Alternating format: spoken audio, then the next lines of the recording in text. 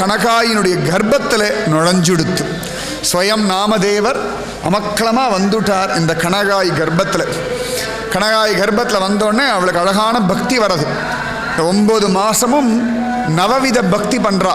ஸ்ரவணம், கீர்த்தனம், விஷ்ணோஹோ ஸ்மரணம், பாதசேவனம், அர்ச்சனம், வந்தனம், தாஸ்யம், சக்கியம், ஆத்ம நிவேதனம். ஒவ்வொரு மாதமும் ஒவ்வொரு பக்தியாக பண்ணுறாள். ஒரு மாதம் ஸ்ரவண பக்தி, நிறைய பகவத் விஷயமாக கேட்குறா. கீர்த்தன பக்தி, ஒரு மாதம் பகவானுடைய பஜனையாக பாடின்னு இருக்கா. ஸ்ரவணம், கீர்த்தனம், விஷ்ணோஹோ ஸ்மரணம், ஒரு மாதம் முழுக்க பகவானை அப்படியே ஸ்மரணம் பண்ணிகிட்டே இருக்கா. ஸ்ரவணம், கீர்த்தனம், விஷ்ணோஹோ ஸ்மரணம், பாதசேவனம், ஒரு மாதம் முழுக்க பகவானுக்கு லக்ஷ்மி தேவி மாதிரி பாதசேவன பக்தியே பண்ணிட்டு இருக்கா. அர்ச்சனம், ஒரு மாதம் முழுக்க பகவானுக்கு அர்ச்சனம் பண்ணிகிட்டே இருக்கா. ஒரு மாதம் முழுக்க பகவானை நமஸ்காரம் பண்ணிகிட்டே இருக்கா. வந்தனம், ஒரு மாதம் முழுக்க பகவானுக்கு கைங்கரியமாக பண்ணிட்டு இருக்கா. தாஸ்யம், ஒரு மாதம் முழுக்க பகவானை தன் ஃப்ரெண்டாகவே பாவிச்சுட்டு இருக்கா. சக்கியம், அழகா ஆச்சரியமாக ஸ்ரவணம், கீர்த்தனம், விஷ்ணோஹோ ஸ்மரணம், பாதசேவனம், அர்ச்சனம், வந்தனம், தாஸ்யம், சக்கியம், ஆத்ம நிவேதனம், ஒரு மாதம் முழுக்க ஆத்ம நிவேதன பக்தி. எல்லாம் உனக்கு தான், உன்னிஷ்டம் என்னிஷ்டம் இப்படி பக்தி பண்ணிட்டு இருக்கா. இப்படி 9 மாதம் பக்தி பண்ணுறா. ஜம்முன்னு கர்ப்பவதியாக இருக்கிறவா எப்படி பக்தி பண்ணணும்னு ஒரு முறை. இப்படி ஒவ்வொரு மாதமும் வாழ்ந்துட்டு போயிடலாம் இல்லையா? இது ஜனவரி, இது பிப்ரவரி, இது மார்ச் அப்படின்னு பார்க்குறத விட இந்த மாதம் பக்தி மாதம். டிவிலலாம் சொல்கிறா இல்லையா, அதிரடி வாரம் அப்படிலாம் சொல்லிட்டு இருக்கா பாருங்க. அந்த மாதிரி இது பக்தி வாரம், அந்த மாதிரி பண்ணிட்டு அவ்வளோதான். இன்னைக்கு கீர்த்தனா பக்தி, இன்னைக்கு இந்த வாரம் கீர்த்தனை வாரம், இந்த வாரம் ஆனந்தமாக சத்சங்கம் கேட்கும் வாரம், இந்த வாரம் மார்கழி வாரம். இப்படி பகவத் சிந்தனையில் வாழ்ந்துட்டு போயிடணும். இந்த மாதிரி அழகாக பக்தி பண்ணுறா. 1608ஆம் வருஷம், இப்போதான் ஒரு 400 வருஷங்களுக்கு முன்னாடி, ரொம்ப பக்கத்தில் சந்த் துக்காராம்லாம் ஒரு 4 நூற்றாண்டுக்கு முன்னாடி, இப்போ பிறக்கிறதுக்கு முன்னாடி அப்போ பிறந்து வச்சுக்கோங்களேன், பிரத்யட்சமாக கேரண்டியாக பார்த்துருக்கலாம் சந்த் துக்காராம். 1608ஆம் வருஷம், இப்போ 2014 நடக்கிறது. கரெக்டாக ஒரு 406 வருஷங்களுக்கு முன்னே. அவ்வளோ பக்கத்தில் பாருங்கள், ரொம்ப தூரம்லாம் கிடையாது. இப்போ ரமண மகரிஷிலாம் அவ்வளோ பக்கத்தில், விவேகானந்தர்லாம் இன்னும் பக்கத்தில், ரமண மகரிஷி இன்னும் பக்கத்தில், காஞ்சி மகாபெரியவர் ரொம்ப பக்கத்தில். எத்தனையோ மகாத்மாக்கள் வாழ்ந்த பூமி, வாழ்ந்துட்டு இருக்கிற பூமி. ஆச்சரியமாக அற்புதமாக 1608ஆம் வருஷம் இந்த குழந்தை ஜம்முன்னு பிறந்தாச்சு. இந்த குழந்தை பிறக்கிற சமயத்தில் ஒரு வலி, ஒரு பயம், ஒரு அவசரம், ஒரு பரபரப்பு எல்லாம் இருக்கும்ல. இவ அப்படியே தியானத்தில் உட்காந்துட்டு இருக்கா அந்த கனகாயி அம்மா. நான் 9 மாதமும் அந்த பக்தி பண்ணதில் அப்படியே உள்ளுக்குள்ள அப்படியே பாண்டுரங்க பசனை தான் ஓடின்னு இருக்கு. பாண்டுரங்கா பண்டரிநாதா பண்டரிநாதா பாண்டுரங்கா,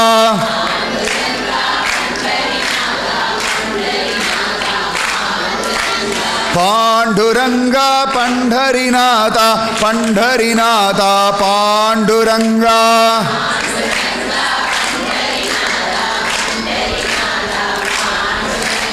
பாண்டுரங்கா பண்டரிநாதா பண்டரிநாதா பாண்டுரங்கா,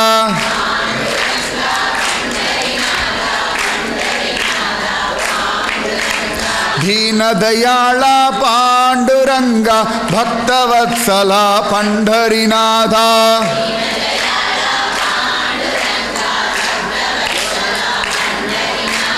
தீனதயாளா பாண்டுரங்கா பக்தவத்சலா பண்டரிநாதா,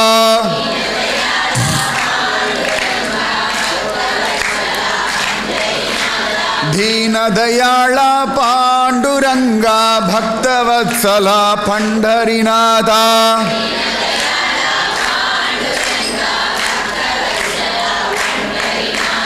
பாண்டுரங்கா பண்டரிநாதா பண்டரிநாதா பாண்டுரங்கா,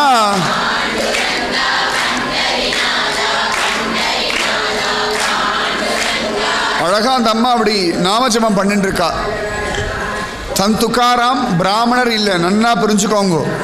பக்தி பண்ணுறது பிராமணாளுக்கு தான் வரும், அவளுக்கு தான் தெய்வம் கிடைக்கும் அப்படிலாம் கிடையவே கிடையாது. எல்லாருக்குமே சுவாமி பொது தான். ஆச்சரியமாக அவள்லாம் வியாபாரம் பண்ணக்கூடியவர்கள் தான். அந்த அம்மா அவ்வளோ அழகாக தியானம் பண்ணுறவங்க. ஜாதியை கொண்டு தெய்வம் இல்லை, நன்னா ஞாபகம் வச்சுக்கோங்க. தெய்வம் எல்லாருக்கும் பொது. ஆத்மாவுக்கு ஒரு ஜாதியும் கிடையாது. சரீரத்துக்கு தான் விதவிதமாக ஜாதி எல்லாம் சொல்லிட்டு இருக்கோம். ஆத்மாவுக்கு ஒரே ஒரு ஜாதி தான், பகவானுக்கு அடிமைன்ற ஒரு ஜாதி, அவ்வளோதான். அதனால் எந்த ஜாதிக்காரர்களாக இருந்தாலும் பகவானை பஜனை பண்ண முடியும். இப்போ இத்தனை பேர் பாண்டரங்கா பன்றிநாதா சொன்னோம், பலவிதமான ஜாதிக்காராக தானே உட்காந்துட்டு இருக்கோம். ஆனால் எல்லாருக்கும் அந்த பாண்டரங்கா பன்றிநாதா வந்துதா இல்லையா? அப்போ பகவான் எல்லாருக்கும் பொது தானே, எல்லார் காதலையும் விழுந்தது இல்லையா, எல்லார் வாயிலையும் வர்றது இல்லையா, எல்லார் மனசுலையும் நினைக்க முடியறது இல்லையா?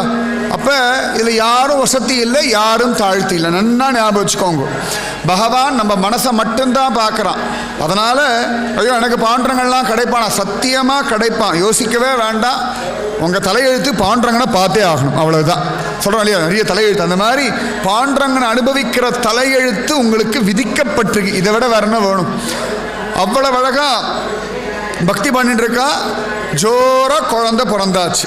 அவள் பாட்டுக்கு பக்தி பண்ணிட்டு இருக்கா, நாமஜபம் பண்ணிட்டு இருக்கா. அந்த பிரசவ வழியெல்லாம் பெருசாக தெரியவே இல்லை. ஆனால் ஹிருதயத்துக்குள்ள அப்படியே பாண்டரங்க தியானம். மனசு ஏதான ஒரு விஷயத்தில் நல்லா லயப்பட்டதுன்னு வச்சுக்கோங்களேன், சாதாரண விஷயங்கள்லாம் மனசை பாதிக்காது. இப்போ நல்லா டிவி பார்த்துட்டு இருந்தாலே கொசு கடிக்கிறது யாருக்காவது தெரியறதா அப்படின்றா, நமக்கு அதிசயமாக இருக்குது.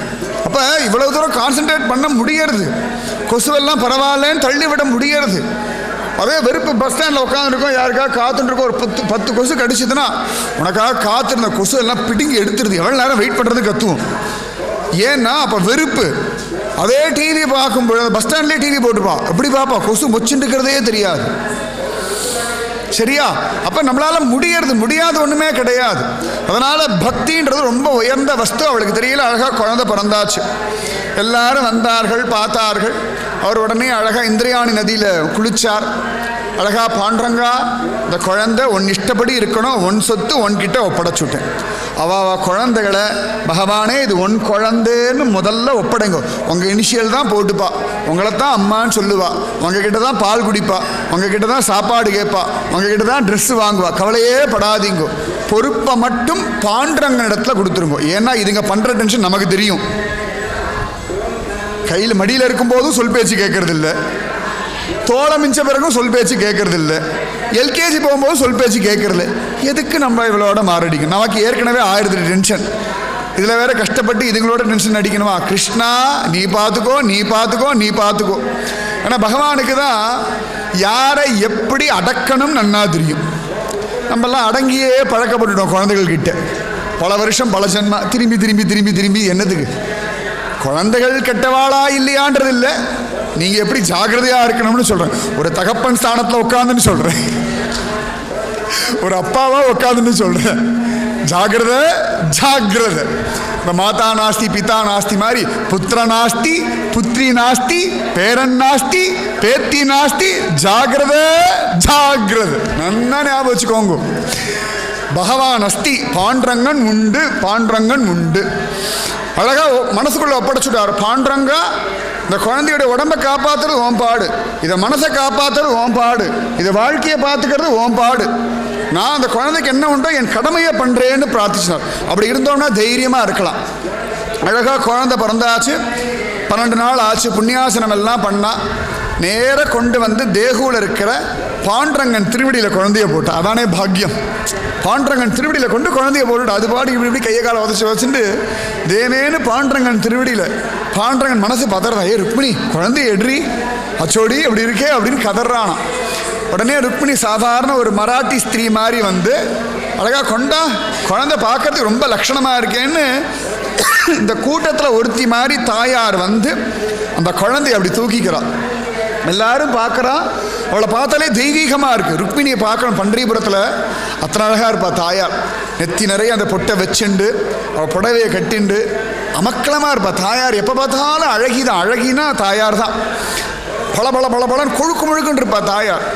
ஆச்சரியமாக ரொம்ப அழகாக அந்த மராட்டியில் மூக்குத்திலாம் குத்திண்டு அவளோட அந்த முண்டாக்கெல்லாம் அப்படி போட்டுண்டு அது ஒரு ஸ்டைல் மராட்டி கட்டுன்னு ஒன்று உண்டு இல்லையா, அதெல்லாம் கட்டிண்டு சலோ அப்படின்னு சொல்லி குழந்தை எடுத்து வச்சுட்டு அப்படி கொஞ்சம் ஆளாம். அப்படி அது லேசாக சின்னுங்கிறதான். உடனே குழந்தை பரபிரம்மம் திருவடியில் தூங்கு, நீ ஸ்வயம் கிருஷ்ணா.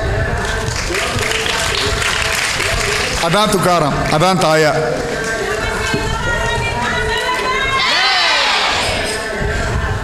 பாண்டரங்கனை பற்றி சொல்லும்போது போட்ட மாலையை விட தாயாரை பற்றி சொன்ன போட்ட மாலை தான் அழகாக இருக்குது. அதான் தாயார். பாருங்க, எது நல்லா இருக்கு நீங்களே சொல்லுங்க. இதுவா ரெண்டுமே நல்லா இருக்கு. இதுவும் நல்லா இருக்கா, இது நல்லா இருக்கா? மஞ்சள் தானே அழகா இருக்கு. ஆச்சரியம். தாயார் குழந்தை எடுப்பாடனா நம்ம ஒப்படைச்சுட்டோம்னா சத்தியமா தாயார் தன் குழந்தையா பாவிப்பா, சந்தேகமே வேண்டாம். ஜெகஜனனி. நம்ம அத்தனை பேரும் தாயாருடைய குழந்தை. நன்னா ஞாபகம் வச்சுக்கோங்க. எனக்கு யாருமே இல்லையே, எனக்கு எங்கள் அம்மா இல்லையே நினைக்காது. எல்லாருக்குமே ஒரு காலகட்டம் எங்கள் அம்மா இருந்தால் எல்லாருக்குமே.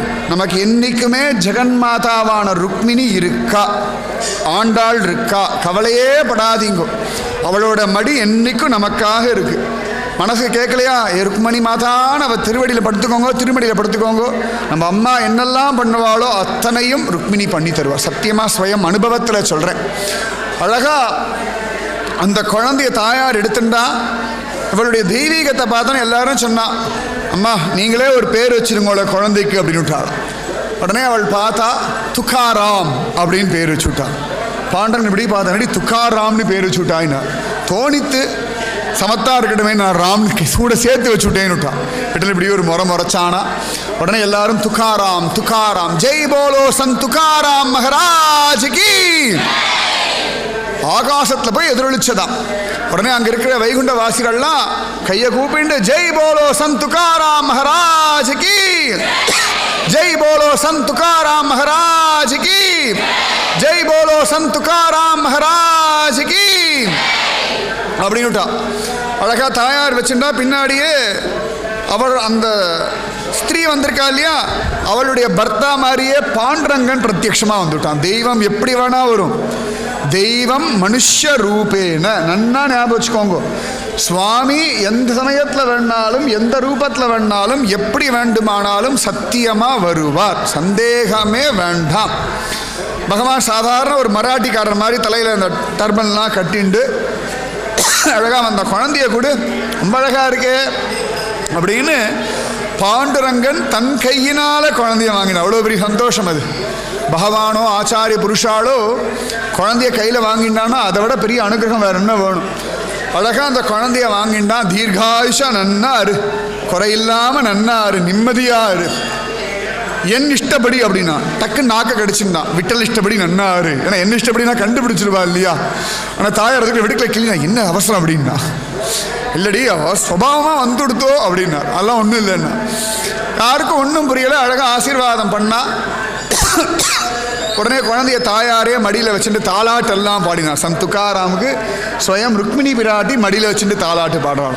ராத்திரி படுத்துக்கும் பொழுது ருக்மிணி மாதாவோட குழந்தைன்னு படுத்துக்கோங்களேன். சத்தியமாக ஒரு நாள் ருக்மிணி மாதா பாடக்கூடிய தாலாட்டு காதில் விழும். இப்போ யார் எழுப்புவான்னா ஆண்டாள் எழுப்பா. புல்லும் சிலம்பினகான் புல்லறையன் கோவிலில் எழுந்துரு அப்படின்னு ஆண்டாள் எழுப்பிடுவாள். அழகா அந்த குழந்தைய ஆசீர்வாதம் பண்ணால் தாயாரே எல்லாருக்கும் சுண்டல்லாம் கொடுத்து ப்ளவுஸ் பீட்லாம் கொடுத்து மஞ்சள் குங்குமம்லாம் கொடுத்து எல்லாருக்கும் பண்ணால் எல்லாரும் பிஸியாக இருந்த சமயத்தில் தாயாரும் பாண்டரங்கனும் ரகசியமாக நழுவிட்டா. யாருக்கும் தெரியலை. எல்லாரும் சரி இவளுக்கு எதான கொடுக்கலான்னு பார்த்தா அந்த ஸ்திரீயை காணலை. உள்ளூர்காரி மாதிரி இருக்கா, ஆனால் உள்ளூர்காரி மாதிரி இல்லை. அப்புறம் எல்லாருக்கும் புரிஞ்சுடுத்து ஸ்வயம் தாயாரும் பாண்டரங்கனும் தான் வந்திருக்கா, இல்லாட்டி யாரோ தெய்வ பிறவிகள் அப்படின்னு நினச்சிண்டா. இந்த குழந்தை நல்லபடியாக வளர்றது.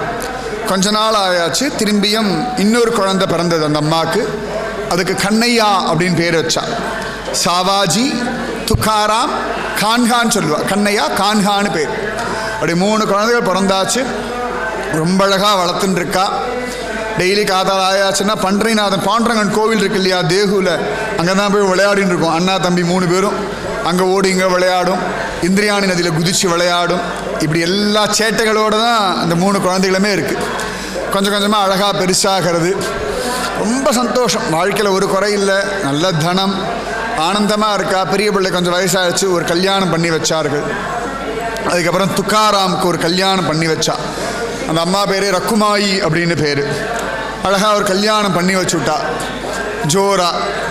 கான்ஹாவுக்கும் கல்யாணம் பண்ணி வச்சா. அப்படி வாழ்க்கை பெயின் இருக்கு, சுகமாக ஆனந்தமாக நடந்துட்டுருக்கு. அப்போ அப்பா சொன்னார், குழந்தைய மூத்த பிள்ளையை கூப்பிட்டார், சாவாஜியை கூப்பிட்டு, குழந்தை எனக்கு வயசாயாச்சு, இனிமேல் பேரன் பேத்தியோடு வாழ வேண்டிய ஒரு காலகட்டம். அதனால் இனிமேல் வியாபாரத்தை நீ பார்த்துக்கோ அப்படின்னார். அவர் சொன்னார், அப்பா எனக்கு பெருசாக அதிலெல்லாம் ஒன்றும் இன்ட்ரெஸ்ட் இல்லைப்பா, நான் பாட்டுக்கு இப்படி இருக்கேன், நான் திருப்பி திருப்பி சம்சாரத்தில் தள்ளாதீங்கோ அப்படின்னு விட்டார். உடனே அப்பாவுக்கு புரிஞ்சு கொடுத்து, இவன் சிவபெருமான் அனுகிரகத்தினால பிறந்த குழந்தை, அதனால தான் அவனுக்கு பற்றுதல் இல்லைன்னு சொல்லி உடனே துக்காராமுக்கு வியாபாரத்தை சொல்லி கொடுத்தார். துக்காராம் அழகாக வியாபாரம் கற்றுண்டார். ஃபஸ்ட் கிளாஸாக வியாபாரம் பண்ண ஆரம்பிக்கிறார் ஜோராக. எப்பொழுதுமே பக்தியில் இருக்கிறவர்களுக்கு எல்லாமே சுலபமாக வந்துடும். நன்னா ஞாபகம் வச்சுக்கோங்க. நீங்கள் பக்தி பண்ணிகிட்டே வந்துடும் அப்படின்னா ஆயக்கலைகள் 64 சுலபமாக கற்றுண்டுடலாம். பக்தி தான் அஸ்திவாரம். பக்தின்ற ஒரு அஸ்திவாரம் இருந்து கொடுத்துன்னா மற்ற எதுவுமே பெருசு கிடையாது. உலகத்தில் எதெல்லாமோ பெருசு பெருசு பெருசுன்னு சொல்கிறோம் பாருங்கோ, பக்தி தான் ரொம்ப பெருசு. அவர் எப்பொழுதுமே விட்டல் விட்டல் விட்டல் நாமஜபம் சொல்லிட்டு இருக்கார். வம்சத்தில் அப்படியே வந்திருக்கு. அதனால் எப்பொழுதும் விட்டலா, பாண்டுரங்கா, பண்டரீநாதா அப்படியே தான் சந்துக்காராம் இருக்கார். அழகாக வியாபாரம் எல்லாம் அமக்கலமாக பண்ணிட்டு இருக்கார். ரொம்ப ஜோராக போயின்னு இருக்கு. இந்த துக்காராம் கல்யாணம் பண்ணி வச்சா இல்லையா, அந்த அம்மாவுக்கு ரொம்ப ஆஸ்துமா வியாதியில் கஷ்டப்பட்டார். உடனே அந்த அம்மா பார்த்தா, அவர் சொன்னா, நீங்கள் இன்னொரு கல்யாணம் பண்ணிக்கோங்கோ, என்னால் உங்களுக்கு ஒரு சுகமும் இல்லை அப்படின்னு. அவர் சொன்னால், அதெல்லாம் ஒன்றும் இல்லைம்மா, இப்போ எனக்கு வந்தால் நீ அப்படி தானே பார்த்துப்பாய் அப்படின்னு சொன்னார் துக்காராம். எல்லாருக்கும் அப்படி தோன்றது இல்லையே. அப்போ அவள் திரும்பி திரும்பி சொன்னா, அப்பா அம்மாவும் முடிவு பண்ணால் திரும்பி 2வது ஒரு கல்யாணம் பண்ணி வைக்கிறார் சந்த் துக்காராமுக்கு. அவர் 2வது மனைவி பேர் ஜீஜாயி அப்படின்னு பேர். முதல் மனைவி பேர் ருக்குமாயி, 2வது மனைவி பேர் ஜீஜாயி. அழகாக குடும்பத்தை நடத்துகிறார். மக்களமாக போயின்னு இருக்கு. கொஞ்ச நாளில் அப்பாவும் அம்மாவும் காலகதி அடைஞ்சுடும். குழந்தைகள் எல்லாம் கல்யாணம் பண்ணி வச்சாச்சு, குடும்பம் நன்னா இருக்குது அப்படின்னு பார்த்தோன்னே சந்தோஷமாக தாயும் தகப்பனுமா பாண்டரங்கன் திருவடியை அடைஞ்சுட்டார்கள். துக்காராமால் அதை ஒத்துக்கொள்ள முடியலை. யதார்த்தம் தான், ஆனாலும் நல்வழி காட்டின தாயும் தந்தையும். ஆனால் அன்னையும் பிதாவும் முன்னறி தெய்வம் இல்லையா, அவன் பக்தி பண்ணுப்பா, பகவான் இருக்கான் இப்படிலாம் சொல்லி கொடுத்ததுனால கொஞ்சம் நொடிஞ்சு போயிட்டார். சரி சரி இது இயற்கை அப்படின்னு சொல்லி ஏத்துண்டு இப்படி வாழ ஆரம்பித்தார். ரொம்ப ஜோராக எல்லாம் நடந்துட்டுருக்கு. கொஞ்ச நாளில் அவருடைய அண்ணியும் இறந்துட்டார்கள். ஷாவாஜியுடைய மனைவி இறந்தாச்சு. அவர் மனைவி இறந்த உடனே சாவாஜி பார்த்தார், சரி இருந்த ஒரு பொறுப்பும் வெட்டுதுன்னு சொல்லிட்டு அவர் பாட்டுக்கு சன்னியாசி மாதிரி இப்படி கிளம்பி போனார். பல ஊர்களுக்கு போனார். கடைசியில் அவரும் பகவானுடைய கதியை அடைஞ்சுட்டார். இப்போ துக்காராம் இப்படி தனியாக நிற்கிறார். எல்லா பொறுப்பும் இவர் தலைமையில் வந்து உட்காந்துடுத்து. சரி பாண்டரங்கன் இருக்கான் அப்படின்னு நடத்தின்னு இருக்கார். அழகாக வியாபாரம் பண்ணின்னு இருக்கார். இந்த வாழ்க்கை எப்பொழுதுமே ஒரே மாதிரி போகாது இல்லையா, விதவிதமாக மாறின்னு இருக்கும். ஆனால் ஒன்று மட்டும் நிச்சயம், வாழ்க்கை எந்த ரீதியில் போனாலும் தெய்வம் நம்ம கூட இருக்குது, அதில் மாற்றமே கிடையாது. வாழ்க்கை ஒரே ரீதியில் போனாலும் நம்ம பக்குவப்பட மாட்டோம்.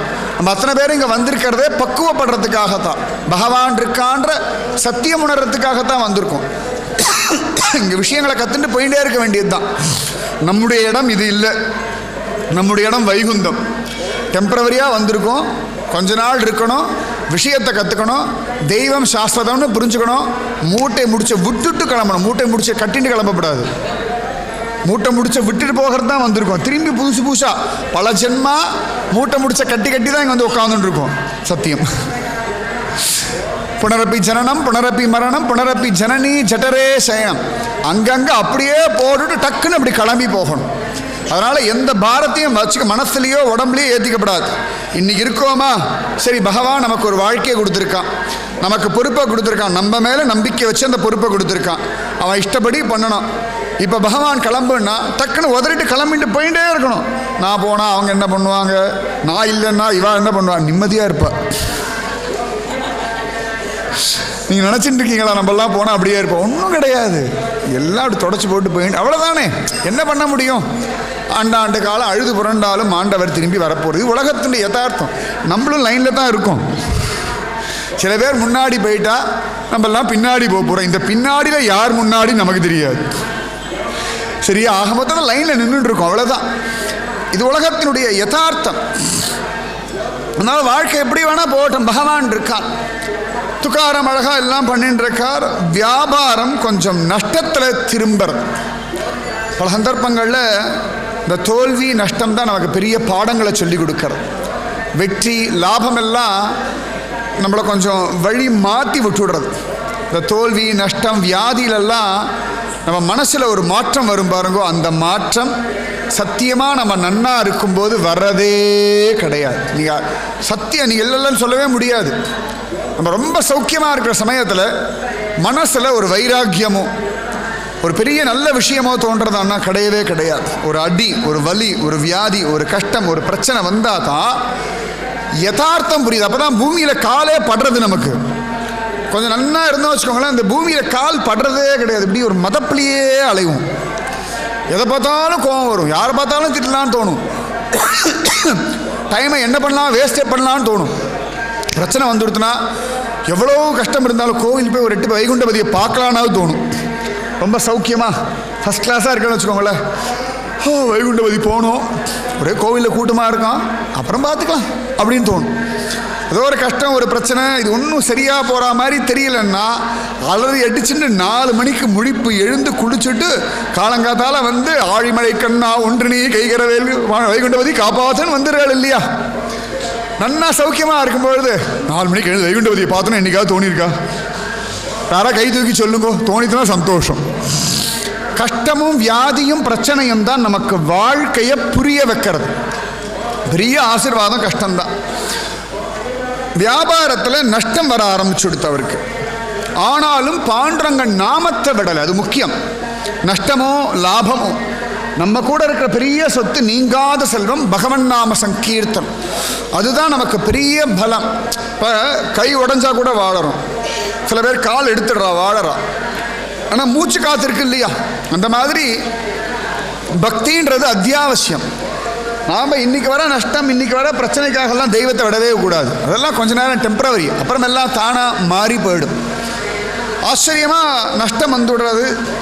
எல்லாரும் அவர் ஒரு மாதிரி சொல்கிறா, ஒரு கிட்ட பணம் இருக்கிற வரைக்கும் எல்லாரும் கொண்டாடின்னு இருந்தா, நஷ்டம் வந்தோடனே எல்லாரும் ஒதுக்க ஆரம்பிக்கிறார். துக்காராம் சிரிக்கிறார், இது என்ன உலக இயற்கை, இதுதான் உலகம், இது இவ்வளோதான். பகவான் நம்ம கூட இருக்கான்னு எப்போ தெரியுதுன்னா ஒரு கஷ்டம் பிரச்சனை கவலை வியாதியில் மட்டும்தான் நன்னாவே புரிகிறது. பல சந்தர்ப்பங்களில் பல பேருடைய உண்மையான ஸ்வரூபம் நமக்கு அப்போ தான் தெரியறது. நம்ம எல்லாருமே எல்லாருடைய முகமுடியை தான் பார்த்துட்டு இருக்கோம், நம்ம யாரும் ஒருத்தருடைய முகத்தையும் ஒழுங்காக பார்க்கல. நம்ம பல பேரை பார்த்துட்டு இருக்கோம் பாருங்க, அதில் 100% ஜனங்கள் எல்லாருமே முகமுடியை போட்டுட்டு தான் நம்மக்கிட்ட பழகிறா. முகமுடி வெள்ளை அழகாத்தான் இருக்குது, எடுத்தோம்னா தான் பயங்கரமாக இருக்குது. இந்த உள்ளுக்குள்ளே இருக்க பயங்கரம் நமக்கு தெரியாமல் இருக்குது பாருங்கோ. இது ஒரு நமக்கு ஒரு கஷ்டம் வரும்பொழுது, பிரச்சனை வரும்பொழுது, வியாதி வரும்பொழுது தெய்வம் இவன் இவ்வளோதான், இப்படி போய் நம்பின்னு இருக்கியே, இது இவ்வளோதான், இதை போய் பெருசாக கொண்டாடின்னு இருக்கியேன்னு யதார்த்தத்தை நம்ம மரமண்டையில் உரைக்க வச்சுடுவோம். இல்லாட்டி உரைக்கிறதே கிடையாது நமக்கு. துக்காராம் பார்த்தா, யார் எப்படி இருந்தாலும் இல்லைனாலும் என் பாண்டுரங்கன் என் கூட உண்டு, எனக்கு இருக்கான். ரொம்ப தெளிவாக இருந்தார், தீர்மானமாக. அழகாக அப்படியே போயின்னு இருக்கார். வியாபாரம் எல்லாம் நஷ்டமாகிறது. அப்போ ஒரு சந்தர்ப்பத்தில் ஒரு 4 மாடுகளோட அழகாக வியாபாரம் பண்ணுறதுக்கு போகிறார். 4 மாடுகள் மேலேயும் தானிய மூட்டையை ஏற்றிண்டு வியாபாரத்துக்கு போகிறார். போகிற வழியிலேயே 3 எருது மாடு செத்து போயிடுது. நஷ்டம். சரி, எல்லாம் நன்மைக்கு, அப்படிதானே? ஏதோ ஒரு நன்மை இருக்குது, நன்னா ஞாபகம் வச்சுக்கோங்க. நம்ம சொல்லுவோம் நினைப்பது ஒன்று நடக்கிறது ஒன்று அப்படின்றோம். நல்லது தான். ஏன்னா கிருஷ்ணன் ஏதோ ஒரு பிளான் பண்ணி நம்ம வாழ்க்கையில் பண்ணிட்டு இருக்கான். அது நமக்கு ஏற்றுக்க முடியலைன்றது வேற விஷயம். நமக்கு நல்லது நடக்கணும், அதானே முக்கியம். நம்ம சந்தோஷம்னு பல விஷயங்களை அடுத்தவர்களை பார்த்து தீர்மானிக்கிறோம். அடுத்தவர்களை பார்த்து தீர்மானிக்கக்கூடிய விஷயமே கிடையாது சந்தோஷன்றது. நமக்கு எது சந்தோஷன்றது நம்மை விட தெய்வத்துக்கு ரொம்ப நல்லா தெரியும். நன்னா ஞாபகம் வச்சுக்கோங்க. நிஜமாவே நமக்கு ஒரு வியாதி வந்துட்டுனா தானாகவே நாக்கை கட்டுப்படுத்தணும்னு தோன்றதா இல்லையா?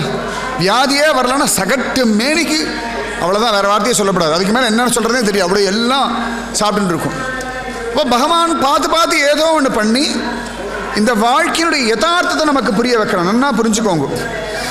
அழகாக அந்த 3 மாடு செத்து போயிடுது. சரி, எப்படியும் என் பாண்டுரங்கன் துணைக்கு நிற்கிறான். ஒரு நஷ்டம் வந்துடுதா, அப்போ பாண்டுரங்கன் தோளோட தோளாக நிற்கிறான். ஒரு கஷ்டம் வந்துடுதா, பாண்டுரங்கன் அவளை தூக்கிண்டு போகிறான். கவலையே படாதீங்க, பாண்டுரங்கன் இருக்கான், சந்தேகமே வேண்டாம். ஆனால் பல சந்தர்ப்பங்களில் கஷ்டம் பிரச்சனை தான் நம்மளை அப்படியே ஒரு உலுக்கி எடுத்துடுறது. அந்த சமயத்தில் தெய்வம் சத்தியமாக நம்ம கூட இருந்து நம்ம வாழ்க்கை பாதையை நல்வழி திருப்புறது, சந்தேகமே வேண்டாம். 3 மாடு இறந்து போயாச்சு. கூட வந்தவர்கள்லாம் இவரை விட்டுவிட்டு போயிட்டா. இவர் எல்லாரும் விட்டுட்டு போனாலும் பகவன் நாம சங்கீர்த்தனம் இருக்கு இல்லையா? யார் வந்தாங்க, யாரோட நாம வந்தோம் சொல்லுங்க. என்னமோ இங்கேயோ இருந்தோம், என்னவோ இருந்தோம், அம்மாவோட கர்ப்பத்தில் பிறந்தோம், பல பேரோட பழக்கமாச்சு, அவ்வளோதானே. எந்த அம்மாவோட கர்ப்பத்திலேருந்து வந்து உலகத்தை பழகின்றோமோ அந்த அம்மாவே நம்மளை விட்டுட்டு போயிடுறான். அவளுக்கு வயசாக எடுத்து அவளுக்கு போக வேண்டிய காலம் வந்து அம்மாவே போயிடுறான். நமக்கு உலகம் பழக்கமே அம்மாவை கொண்டு தான். அதுக்கப்புறம் தான் எல்லாருமே பழக்கம். நீங்கள் உலகத்தில் எத்தனை பேர் வேணால் வசதியாக சொல்லுங்களேன், எனக்கு இவாள் 50 வருஷமாக தெரியும், 35 வருஷமாக தெரியும்னு சொல்லுங்களேன். அதை விட 9 மாதம் ஜாஸ்தியாக உங்கள் அம்மாவுக்கு நன்னா தெரியும். நன்னா ஞாபகம் வச்சுக்கோங்க. நீங்கள் உலகத்தில் அப்பா கூட பிறந்ததுக்கு அப்புறமா தான் சரியா, அப்பாவோட சீனியர் அம்மா தான். உங்கள் அம்மாவுக்கும் உங்களுக்கும் எல்லாரை விட ஒரு 9 மாதம் எக்ஸ்ட்ரா பந்தம் இருக்குது. நன்னா ஞாபகம் வச்சுக்கோங்க. உங்கள் வயசு எத்தனையோ அதுலேருந்து ஒரு 9 மாதம் கூட்டிக்கோங்க உங்களுக்கும் உங்கள் அம்மாவுக்கும் உள்ள சம்பந்தம். அதை விட பல கோடி கூட்டிக்கோங்க உங்களுக்கும் பாண்டுரங்கனுக்கும் உள்ள சம்பந்தம். நன்னா ஞாபகம் வச்சுக்கோங்க. பல கோடி, அத்தனை கோடி ஜென்மா பாண்டுரங்கனுக்கும் நமக்கும் நிரந்தர சம்பந்தம் இருக்கு. அதனால தான் பாண்டுரங்க வைபவம் நான் சொல்கிறேன், நீங்கள் கேட்டுருக்கு. நமக்கு சம்பந்தம் இல்லாத யாரை பற்றியோ பேசலை. நமக்கும் பாண்டுரங்கனுக்கும் ஏதோ ஒரு பெரிய லிங்க் இருக்கு. உன் தன்னோடு உறவேல் நமக்கு இங்கு ஒழிக்க ஒழியாது அப்படின்றா இல்லையா? அதனால தான் பாண்டுரங்கன் இப்படி வந்து நம்மளை பிடிச்சி ஆட்டின்னு இருக்கான். அப்படின்னா என்னமோ ஒரு பெரிய பிளான் பண்ணி தான் இத்தனை தடவை தொடர்ந்து பாண்டுரங்க விஷயமாவே சொல்ல வச்சுட்டு இருக்கான். அப்படின்னா பாண்டுரங்கன் அத்தனை விசேஷமானவன். அவர் தைரியமாக நாமஜபம் பண்ணிட்டு இருக்கார். தனி காட்டில் மாட்டின்னு விட்டார். எல்லாரும் கூட வந்தவாள்லாம் விட்டுவிட்டு போயிட்டான். யாரும் கிடையாது. இவருடைய மாடு, இவர் கொண்டு போன சாமான் அது இருக்கு. உட்காந்து என்ன பண்ண முடியும்? பாண்டுரங்கா பண்டரிநாதான் பஜனை என்ன வேணா வரட்டுமே, பஜனையை மட்டும் விடாதீங்கோ, நாம ஜபம் சொல்கிறத விடாதீங்கோ. நான் அப்படி ஆயிட்டேனே, இப்படி தனியாக நிற்கிறேனே, புலம்பி பிரயோஜனம் இல்லை. உங்கள் புலம்பெல்லாம் கொண்டு குப்பத்தொட்டியில் போடுங்க. அவள் இவ்வளோ தூரம் பண்ணேன், அவள் யாரும் கண்டுக்கல, இன்றைக்கி நான் அவ்வளோ கஷ்டப்படுறேன், யாருக்காவது அக்கறை இருக்கா? அதான் அக்கறை இல்லைன்னு தெரியறதோணும். அப்புறம் அக்கறை இருக்கா நீங்களே புலம்பின்னு இருக்கு. அக்கறை இல்லைன்னு கண்ணுக்கு எதிர்க்க பட்டவர்த்தனமாக தெரியறது. அப்போ யாருக்கு அக்கறை? யாருக்கு நம்ம மேலே அக்கறை இருக்கோ அவளை பிடிச்சிக்க வேண்டியது தானே. பாண்டுரங்கன் நமக்காக காத்துட்டு இருக்கான். அவனோட கால்கள் நம்ம எப்போ கூப்பிட்டா ஓடி வரலான்னு காத்துட்டு இருக்கான். எங்கிருந்தோ வந்தான் சொல்கிறார் இல்லையா பாரதியார். ஓடி வருவான். இங்கிவனை யான் பெறவே என்னதவம் செய்து விட்டேன், என்ன பண்ணியிருக்கேன்னு தெரியல, ஓடி வரானே. சத்தியம் ஓடி வரான். அவன் கால்கள் நமக்காக ஓடி வரத்துக்காகத்தான் இருக்கு. அவன் கைகள் நமக்கு உதவி பண்ணுறதுக்காகத்தான் இருக்கு. அவன் கண்கள் நம்மளை பார்க்கறதுக்காகத்தான் இருக்கு. அவன் வாய் நம்மளோட பேசுறதுக்காகத்தான் இருக்கு. அவன் காதுகள் நம்ம பண்ணுற பிரார்த்தனையை கேட்கறதுக்காகத்தான் இருக்கு. அவன் மனசு நம்மளை யோசிச்சுட்டே இருக்கு. வேற என்ன வேணும்? இது கேரண்டியா, சந்தேகமே வேண்டாம். இவர் பாட்டுக்கு பஜனை பண்ணிட்டு இருந்தார். பாண்டுரங்கா அப்படி நிர்கதியாக நிற்கிறேன், ஆனால் நீ கதியாக இருக்காய் அப்படின்னு பஜனை பண்ணிட்டு இருந்தா. அப்போ யாரோ வழியில் வந்தார். யாருப்பா அது காட்டுற வழியை மறிச்சுட்டு உட்காந்துட்டு இருக்கிறது, வழி கீழே மூட்டையெல்லாம் போட்டுட்டு அப்படின்னு சத்தம் போட்டார். அவர் கையை கூப்பினார். நான் தாங்க வியாபாரத்துக்காக கிளம்பினேன், 3 எருது மாடு செத்து போயிடுத்து, கூட வந்தவாள்லாம் போயாச்சு, தனியாக இருக்கு, இந்த மாட்டு மேலே இருந்த மூட்டையும் கீழே விழுந்துடுத்து, தனியாக தூக்கி வைக்க முடியாது, அதனால் உட்காந்துன்னு இருக்கேன் அப்படின்னா. அப்படியா அப்படின்னு சொல்லி வந்த ஆள் அழகாக அந்த மூட்டையை தூக்கி அப்படி மாடு மேலே நல்லா ஆஜானு பகவான் இருக்கார். அந்த ஆள் மாட்டு மேலே தூக்கி அப்படி வச்சார். சரி எந்த ஊர் போகணும் அப்படின்னார். ஒரு சொன்னார் தேகு போகணும். தேகு தானே, நான் கொண்டு விடுறேன் வாங்கோ அப்படின்னார். இல்லை இந்திரயாணி நதியில் வெள்ளப்பெருக்கா இருக்கிற, மழை ஜோன்னு பெய்யறது, அதெல்லாம் நான் பார்த்துக்கிறேன் கூட வாங்கோ அப்படின்னார். சரி பாண்டுரங்கன் யாரோ வழிப்போக்கன் அனுப்பியிருக்கா, பரவாயில்ல, எவ்வளோ கஷ்டத்து நடுவில் இது ஒரு நல்லது இருக்குது. யாரோ ஒருத்தர் நமக்குன்னு முன்பின் தெரியாத ஒருத்தர் வந்து ஒத்தாசை பண்ணுறா இல்லையா? நம்ம எதிர்பார்க்குற ஒத்தாசை எல்லாம் கூட இருக்கிறவா பக்கத்தில் இருக்கிறவா கிட்ட கிடைக்கிறதே இல்லை. சம்பந்தமே இல்லாதவா தான் தேடிண்டு வந்து உதவி பண்ணுறா. அது ஏண்டா பண்ணுறான்னா, நம்ம பண்ணுற பக்தி நாம ஜபம் யாரையோ கொண்டு வந்து நமக்கு உதவி பண்ண வைக்கும். அதான் பகவத் கிருபை. நன்னா ஞாபகம் வச்சுக்கோங்க. நம்ம கூட இருக்கிற வாழ்த்தில் எதிர்பார்க்குறோம், நம்புகிறோம். திரௌபதிக்கு யார் கஷ்டம் கொடுத்தது? கூட இருக்கிறவா தான். வெளிலேருந்து யாரோ வந்து கஷ்டம்லாம் கொடுக்கவே இல்லை. யாரா உதவி பண்ணதுன்னா பகவான் தான் ஓடி வந்து உதவி பண்ணான். அப்போ நன்னா ஞாபகம் வச்சுக்கோங்க, பகவான் உதவி பண்ணுறதுக்கு காத்துன்னு இருக்கான். உங்கள் ஜாதியோ உங்களுடைய நிலைமையோ பார்க்குறதே இல்லை. ஐயோ உதவி பண்ணணும்னு ஓடி வரான். நீங்கள் எந்த நிலைமையில் இருந்தாலும் நன்னா ஞாபகம் வச்சுக்கோங்க, உங்களுக்குன்னு ஒரு உதவிக்கரம் இருக்குது. பாண்டுரங்கனுடைய கைகள் நம்மளுக்காக என்றைக்குமே இருக்குது, சந்தேகமே வேண்டாம். எந்த ஒரு நஷ்டத்திலையும் கவலையிலையும் பிரச்சனையிலையும் பகவான் இருக்கான். பிரகலாதன் கூட இருந்தான் இல்லையா?